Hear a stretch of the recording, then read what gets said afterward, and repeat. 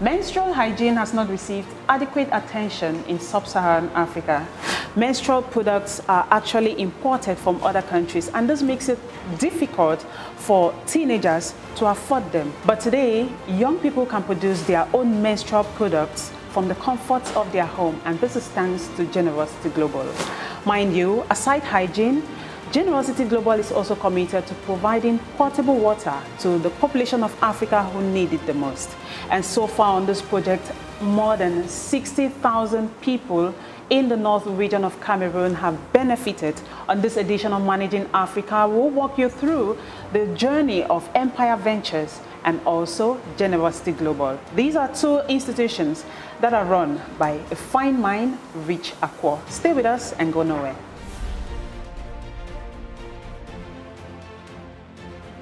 Generosity Global is a non-profit organization improving people's lives worldwide by giving access to clean water, better health, and hygiene. It has a mission using the power of generosity to improve the quality of life for people around the world. Generosity Global has spread its aiding wings to providing clean and safe drinkable water to villages in need in sub-Saharan Africa. Realizing that a child in Africa dies every 20 seconds due to waterborne illnesses, the NGO successfully completed 19 water projects that have brought clean water to over 36,000 people in rural Africa. While bringing clean water to communities in Africa, Generosity Global learned that women and girls are often shamed and ostracized when on their menstrual cycle. Many women use fake leaves or sit still on cardboard box to absorb the blood flow until their period has ended. The organization therefore thought it wise to launch a program called Generosity Women. It was created with a mission to teach women and young girls about their menstrual cycle while uplifting and empowering them and restoring their dignity and worth. The Generosity Global non-governmental organization is the initiative of Rich Akwo. He is a people leader, a change maker, and a problem solver, a coach and first-class real estate expert and consultant. Aside Generosity Global, his real estate journey with Empire Ventures is mind-blowing. Rich is passionate about creating the best experiences for everyone around him, reason why extending his Empire Ventures to Cameroon is a project that Cameroonian realtors want to be part of.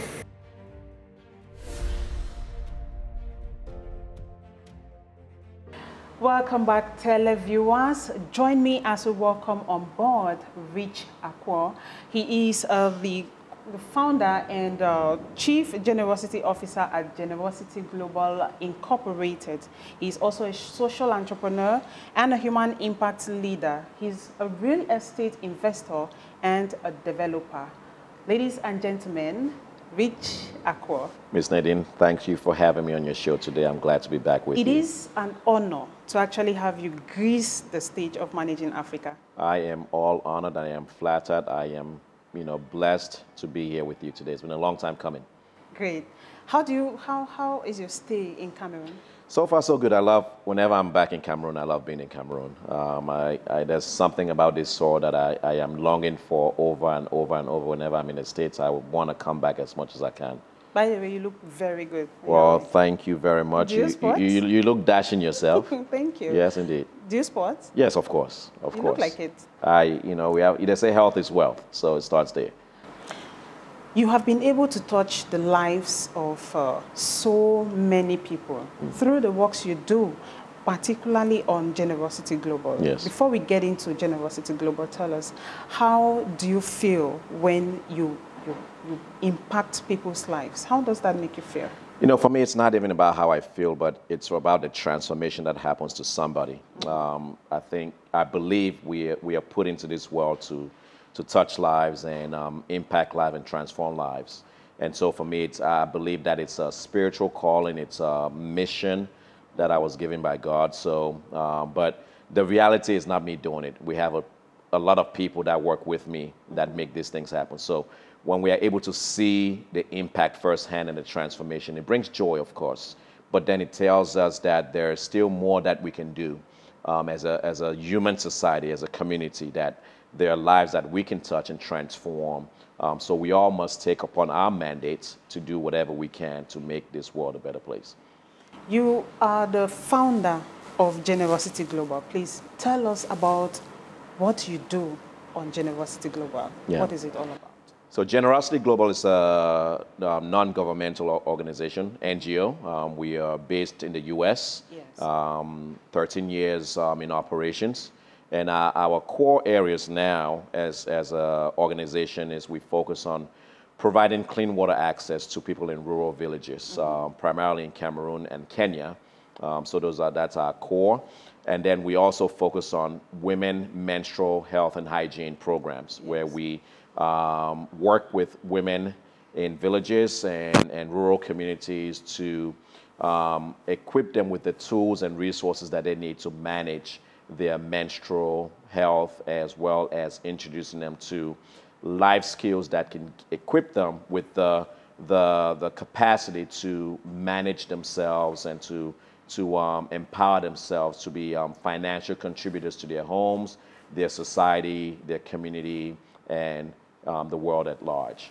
We have seen you helping the homeless, Yes. feeding the homeless out there in America. Correct. And now you are coming to Africa. What is the link? Are you still doing both? Well, so we've always been, the organization started in the US, and we began with a focus on serving the homeless community, the unhoused community in America, specifically in the state that I am in Maryland, Baltimore City. And for 12 years, that was our focus. We did that. You know, we served the homeless. We gave them food. We gave them haircuts. We provided clothes for people that did not have any clothes, different resources.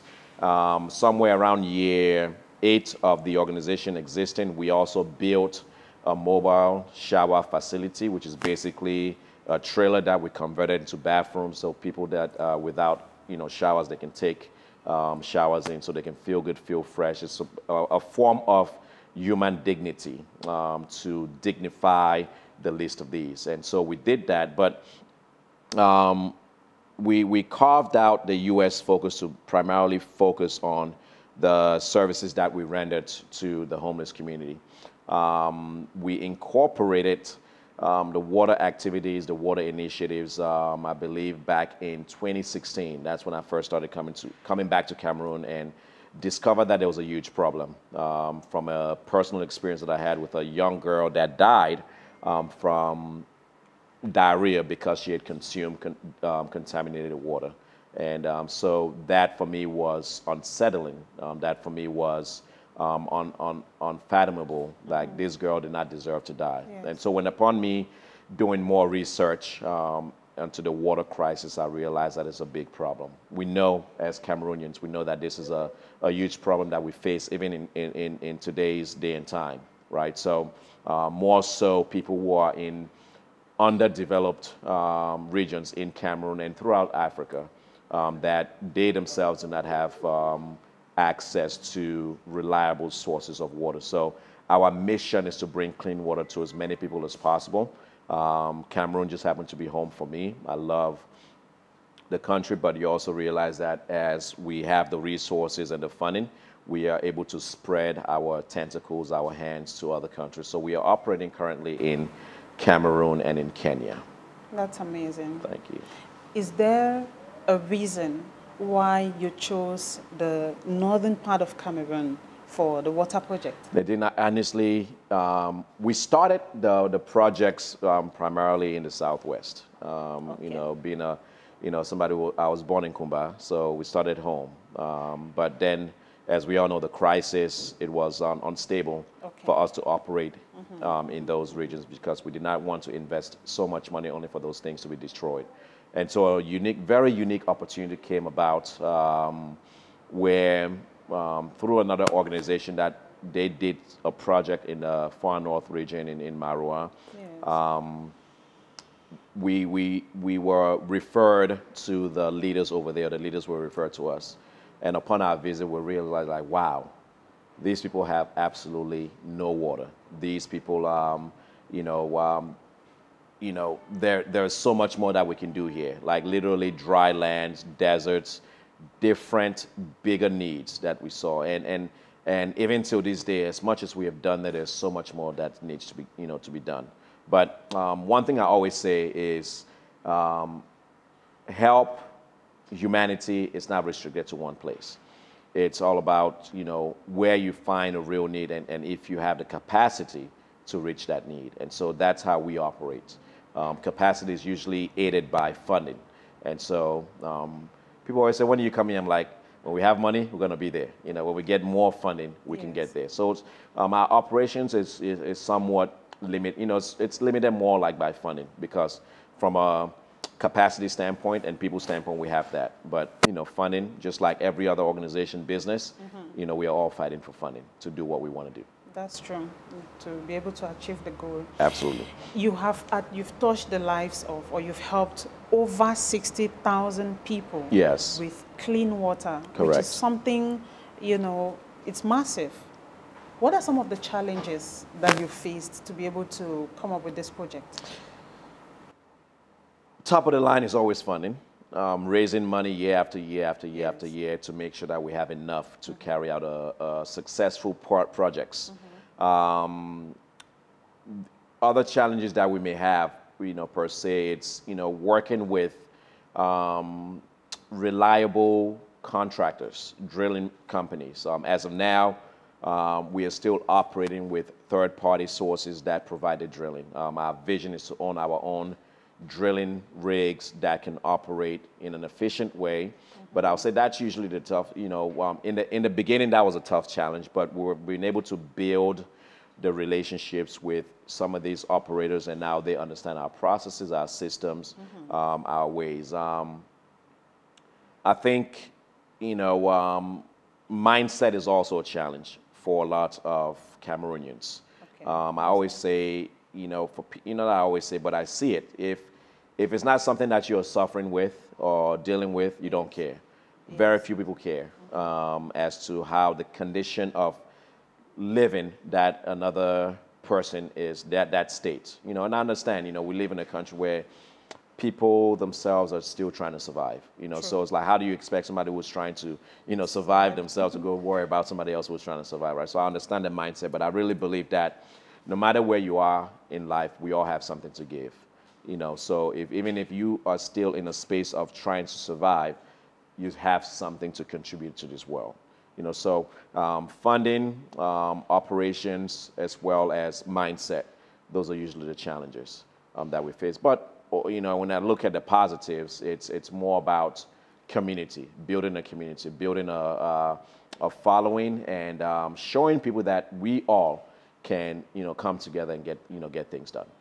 If you were able to have this funding, like we have people ready to invest in the project, yes, what are some of the things that you'll be able to achieve? Absolutely. So the big goal for me, the big goal for us as an organization is to bring clean water to 2 million people in the next 5 years. 2 million. Right. So so there are ways to achieve that. One of the ways that we can increase output is owning a series of drilling machines, because with one machine and the right team, we can have an output. Currently, we are working with, one machine that is able to give us, let's just say, 4 drilling rigs, 4 boreholes per se per month, right? Okay. That's because we are limited on the funding. But if we invest that money in a drilling machine, a couple of drilling machines, now we can have operations of, 7 boreholes a week, times 4, that's 28 boreholes per month. So you can see the capacity and the output now is increased, and we can reach more people. Investing in solar technology, investing in, for farming regions, investing in irrigation.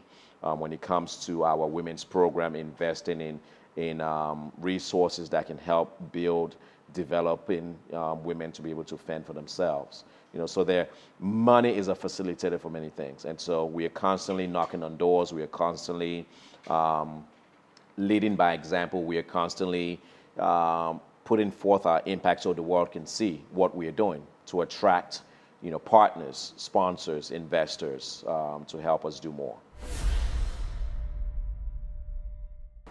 The water project is what gave birth to the menstrual hygiene project, correct? Correct, yes. How is that linked? How do you link that? Yeah, it's amazing when we are in these remote villages, when we drill for water and boreholes.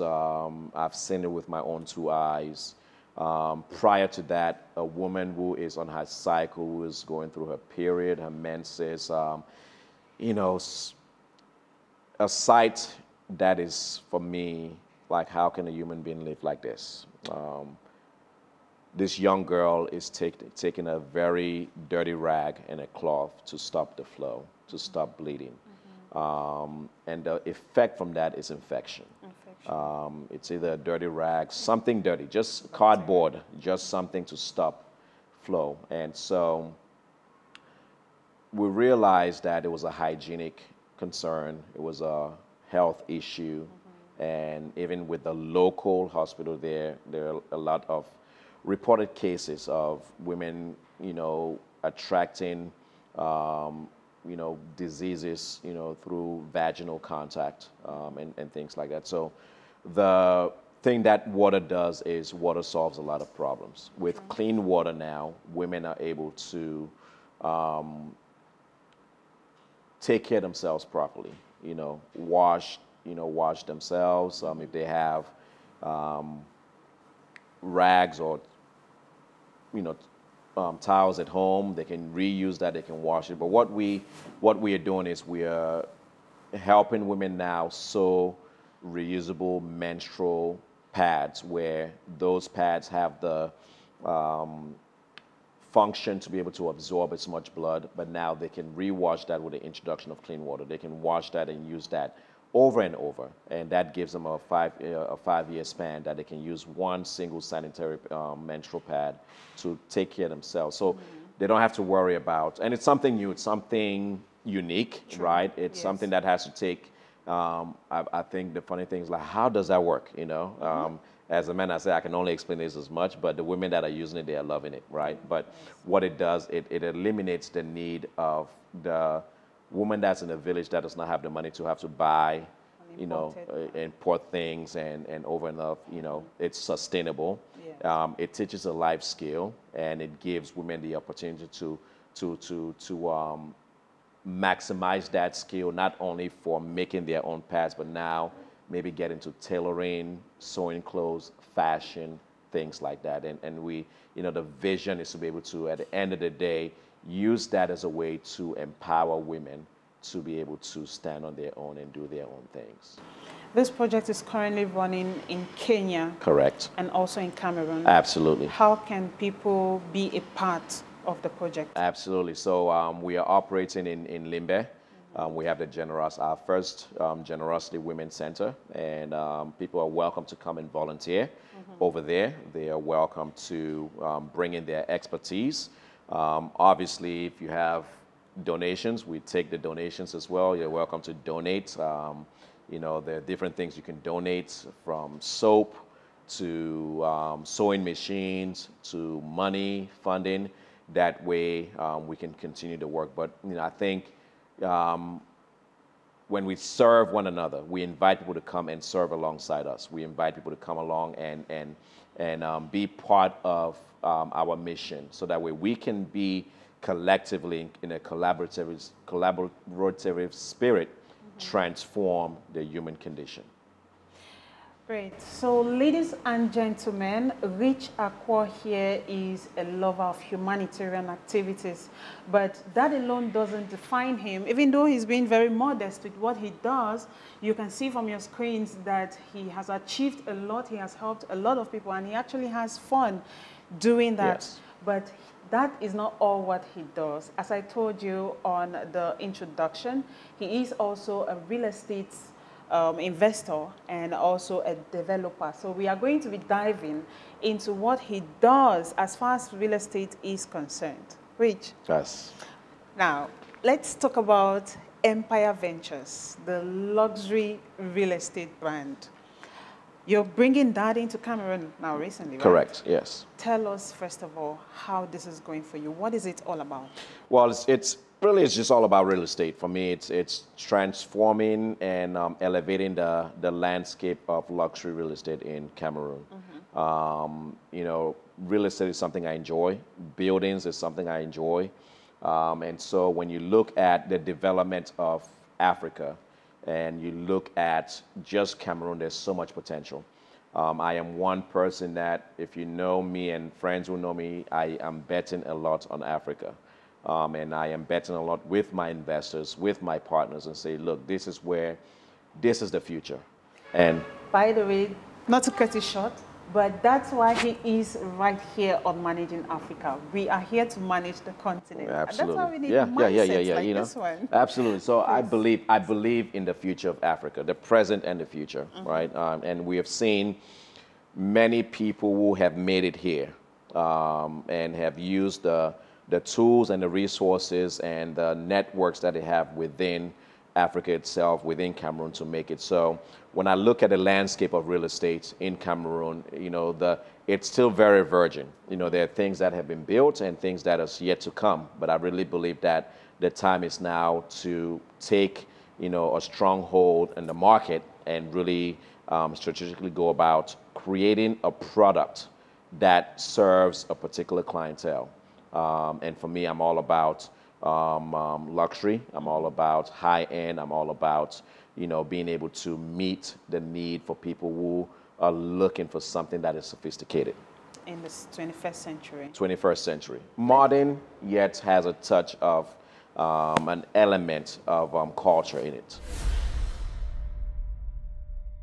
When did you begin Empire Ventures, and how long has it been running? So Empire Ventures is newly registered here in Cameroon. We had to make sure we follow the proper channels before we start anything. Make sure we have our legal documents in a row. We make sure we have the correct lawyers representing us because we're talking about a big investment. And so our clients want to make sure that they're working with the right people. But in terms of real estate or in terms of the vision has always been there as to what we want to do. Not only building real estate, but also managing real estate, but also, in a sense, consulting when it comes to architectural design and planning and connecting people who are in need of a reputable service. That's what we are doing. And again, a lot of our clientele are based in the diaspora. So we are working on meeting that need of transparency, that need of trust, and that need of high-value customer service, where a lot of our customers, a lot of our clients, a lot of our people that we're going to be working with, they need to have somebody here that is based on the ground. And I have my team here, I have our team here that is based here on Cameroon soil that can deliver a product from point A to point Z.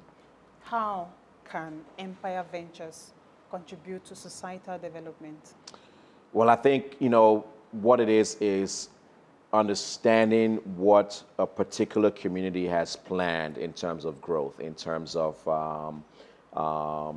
community development, modernization, right? And seeing how your product fits into that. Sometimes you may be the pioneer, sometimes you may be the leader, because I realize that most people do not dream as big as I dream, right? So it's like a big dream is a big vision. And, the normal thing is like, that thing is not going to work, that thing is not. So you have to take that risk. You have to be that risk taker that sees what people don't see. I always live by these quotes, and it's a guy always says, you run to where the ball is going to, not where the ball is, right? So you must take a long-term approach and say, we may not necessarily be there right now, but this is where we're going. If you look at the landscape of Africa, if you look at some countries like Senegal, Ivory Coast, Abidjan, Ghana, Rwanda, when you look at the development of those communities, real estate is part of that.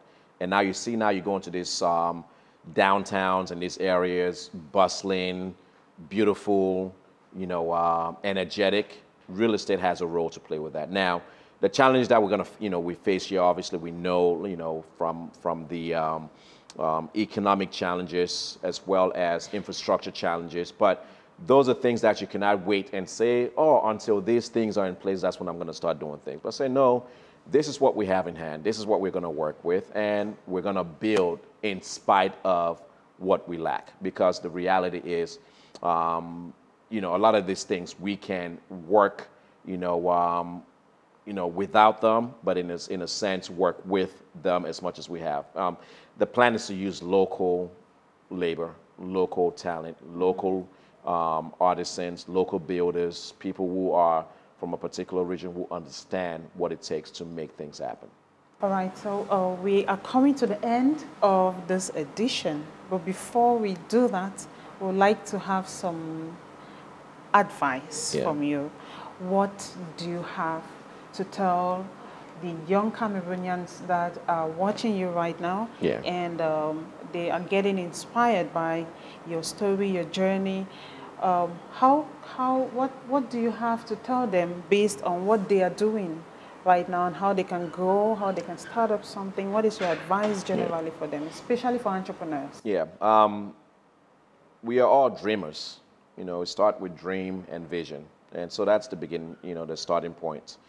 And from there, we must put action behind our dreams, behind our visions, and have the power to keep fighting, keep going. That's one of my phrases. Actually, for me, it's, that's the mindset. Not using excuses and things that may be in your way to say, this is something that is going to stop me. But really saying, if this is something I really want to do, nothing is going to stop me. I'm going to find whatever resources that I need, whatever person that I need to meet, be persistently annoying. Be persistent. If it's a mentor that you see, somebody who has achieved what you want to achieve, find a way to get to that person in a humble way. Don't come with all the answers because I have no value to add to you, right? But come ready to learn. Come ready to add value. That's the other thing. What's your value add? What value are you bringing to the table? How can you help my organization grow in a process, helping you grow? So it starts with dreaming and never giving up. Be relentless in your pursuit. Be relentless in your attack. Never, ever, ever take no for an answer. The system is going to try to beat you down, but I believe that we have the capacity innately to rise above everything. That was it from Mr. All Is Well. Mr. All Is Well, that is right. He is as rich as his name. And by rich, I mean the knowledge that he has to share. So you just heard it from the horse's mouth. He said, what do you have to offer the organization that is helping you to grow? That is one of the lessons I've picked. Yes. From that, you always have to be value adding. Thank you very much. Absolutely. It's been an absolute pleasure having you on board Managing Africa today. I'm honored. It has been my joy. I really enjoyed the experience. Great show. I mean, I must commend you. Thank you. You're really changing mindsets.